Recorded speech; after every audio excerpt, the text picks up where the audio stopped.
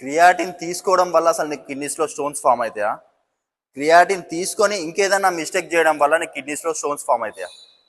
అసలు first creatine నీ బాడీలోకి ఎంటర్ అయిన తర్వాత అది చేసే పని ఏందో చూద్దాం.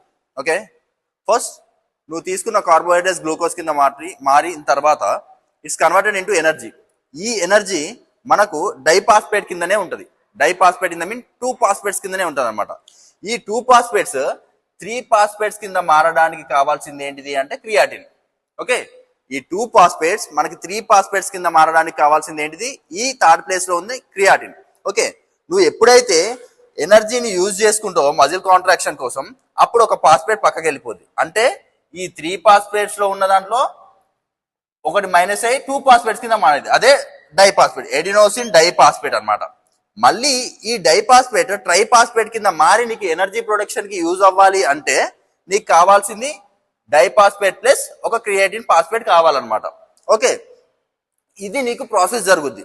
నువ్వు మజిల్ కాంట్రాక్షన్ చేసిన తర్వాత ట్రైపాస్పేట్ డైపాస్పేట్ అవుద్ది. మళ్ళీ క్రియాటిన్ యాడ్ అయిన తర్వాత ఏమవుద్ది అంటే డైపాస్పేట్ ట్రైపాస్పేట్ అయి నువ్వు మజిల్ కాంట్రాక్షన్ హెవీగా పుష్ చేయడానికి నీకు ఛాన్స్ ఉంటుంది అనమాట. ఓకే, ఇది ప్రాసెస్ క్రియాటిన్ లోపలికి వెళ్ళిన తర్వాత జరుగుద్ది. అది వేస్ట్ కింద మారిన తర్వాత ఏమవుతుంది?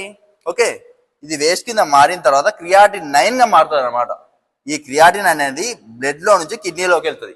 ఈ కిడ్నీ నుంచి బయటికి వెళ్ళిపోవాలా. అసలు ప్రాసెస్ జరగాల్సింది అది. ఎప్పుడు? నువ్వు ఈ మిస్టేక్ చేయనప్పుడు. ఏ మిస్టేక్ అది? నువ్వు సఫిషియెంట్ ఆఫ్ వాటర్ తాగనప్పుడు, నువ్వు సఫిషియెంట్ వాటర్ ఎప్పుడైతే తాగవో అప్పుడు ఆ కిడ్నీలోంచి వెళ్ళి బయటికి వెళ్ళదు అనమాట. స్టాగ్నేషన్ ద్వారా ఆగిపోయి స్టోన్స్ ఫామ్ అయింది. అందరూ చెప్పేది కిడ్నీస్ ఫెయిల్ అవ్వడానికి కారణం ఏంటని చెప్పి క్రియాటిన్ అని చెప్తా ఉంటారు. క్రియాటిన్ అస్సలు కాదు. నీకు మజిల్ బిల్డింగ్ కావాల్సింది క్రియాటిన్ కావాలి, వాటర్ కూడా కావాలి. సో నువ్వు క్రియాటిన్ తీసుకో, సఫిషియెంట్గా వాటర్ తీసుకో, ఎటువంటి ప్రాబ్లము ఉండదు. నువ్వు ఒకవేళ క్రియాటిన్ తీసుకొని సఫిషియెంట్ వాటర్ తీసుకోకపోతే మాత్రం ఖచ్చితంగా స్టోన్స్ ఫామ్ అయ్యే ఛాన్స్ ఉంటుంది. Thank you.